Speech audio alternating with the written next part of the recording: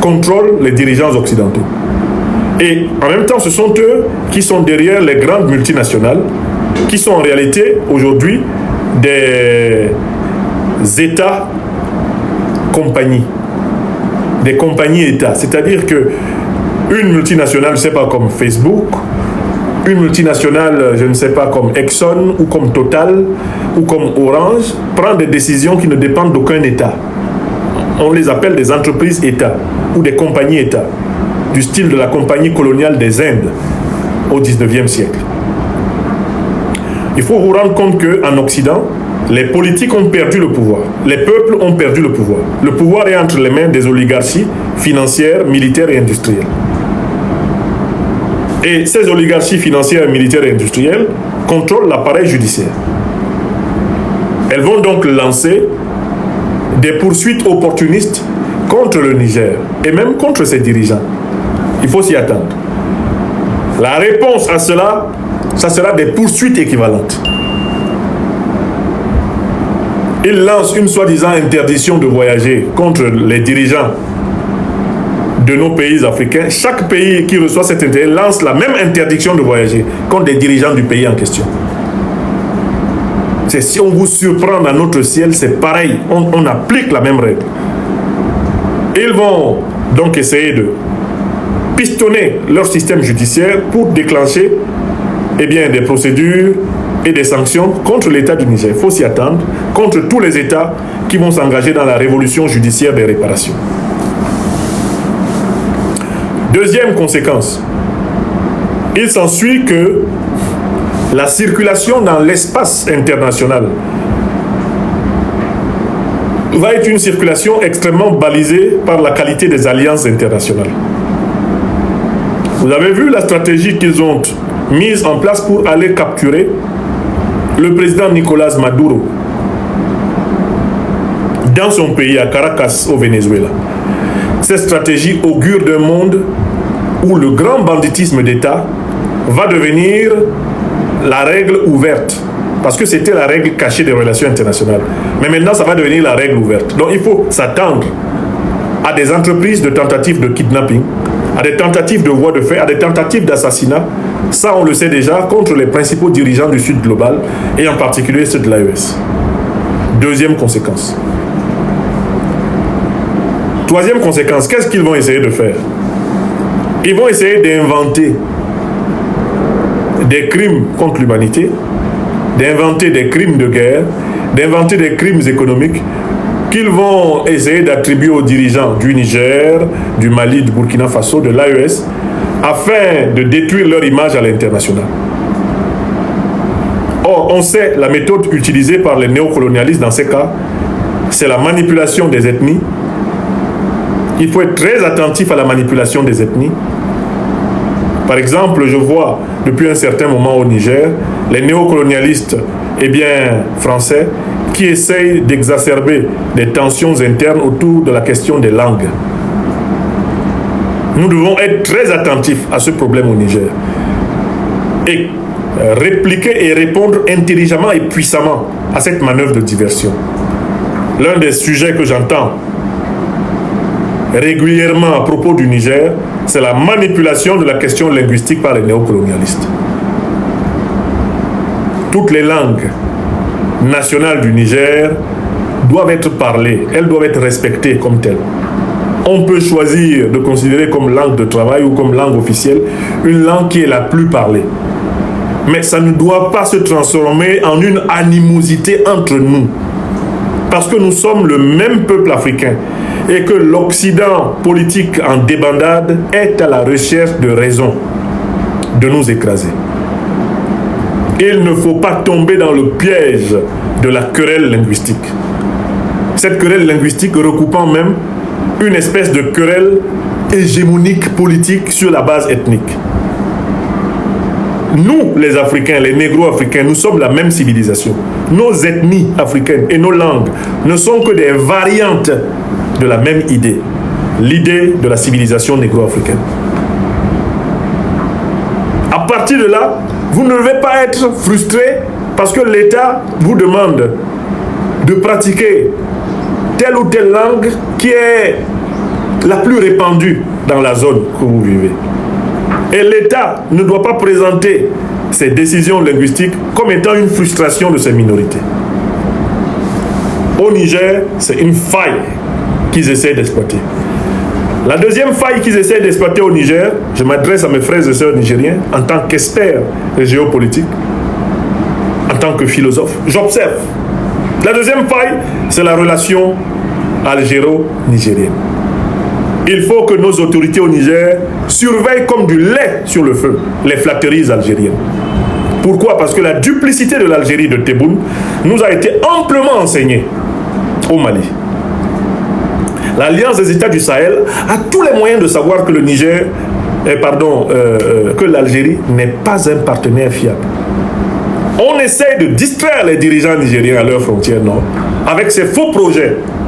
L'actuel régime du FLN d'Algérie n'est pas digne de confiance. On ne peut rien faire avec lui. Il faut que nos autorités ne se laissent pas avoir.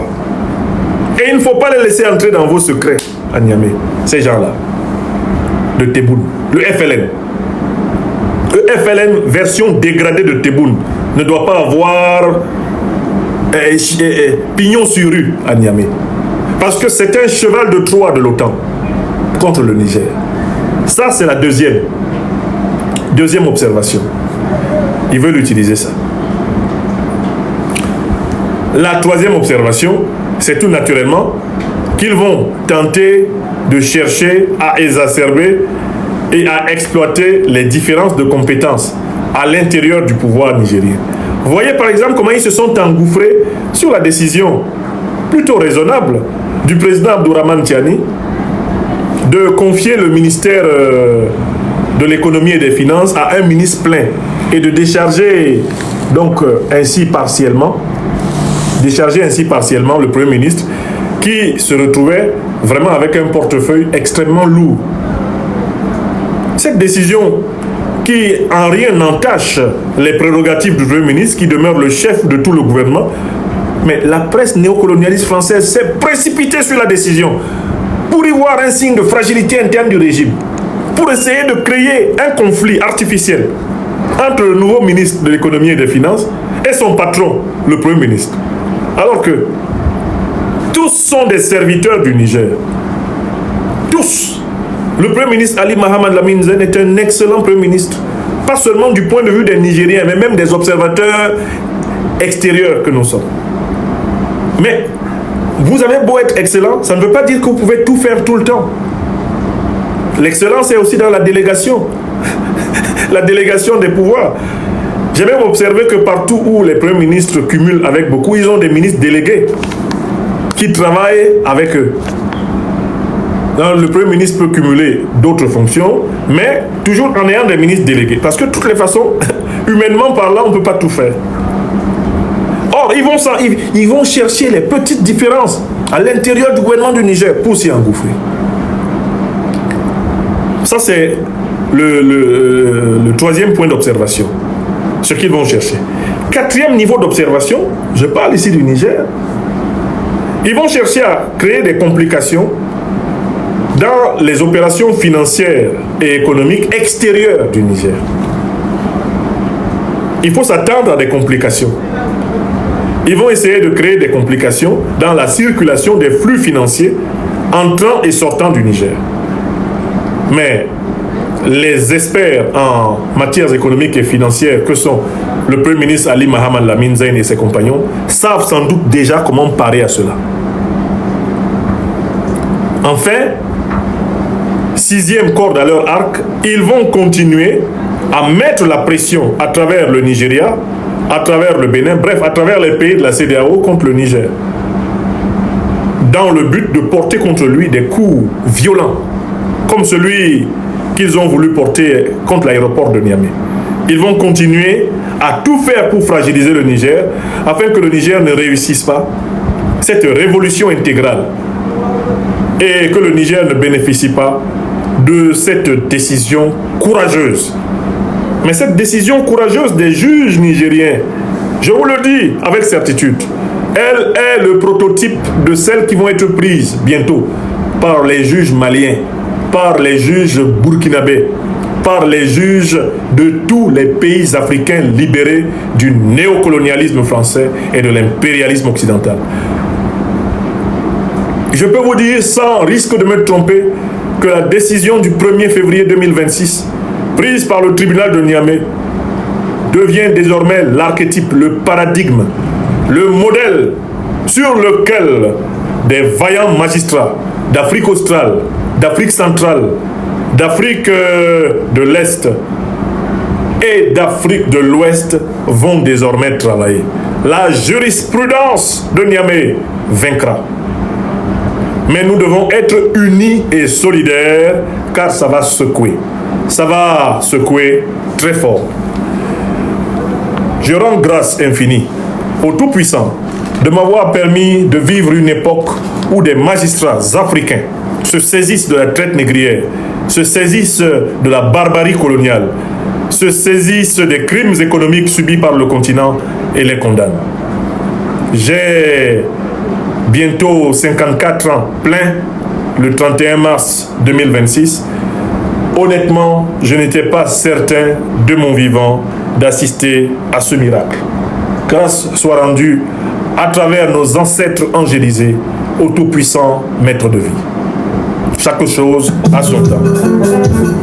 Chaque chose a son temps. On vous avait dit ça. Oh, magistrat lâche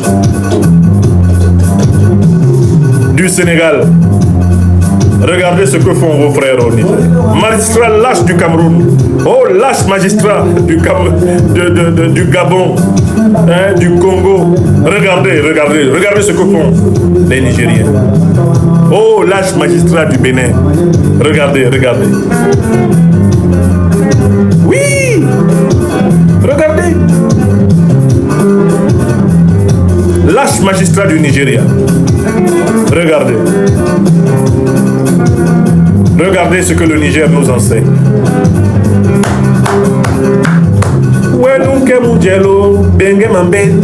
Toi qui marches, regarde les lois. Fais attention aux lois. C'est ce que dit la chanson. Quelle belle nouvelle.